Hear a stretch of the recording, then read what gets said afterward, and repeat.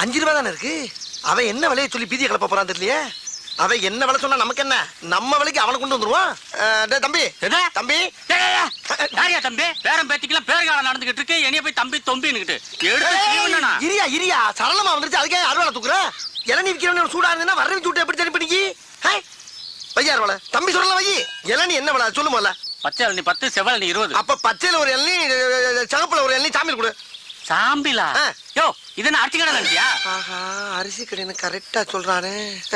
அருவா வச்சிருக்கேன், காசு கொடுத்தே வாங்கிடுவான். இந்த மாதிரியா நான் சுத்தி வளைச்சு பேச விரும்பல. இதுல ஒரு எண்ணெய் அதுல ஒரு எண்ணெய் வாங்கிக்கிறேன். 10 ரூபாய் இல்லையா 2 ரூபாயா போட்டுக்க.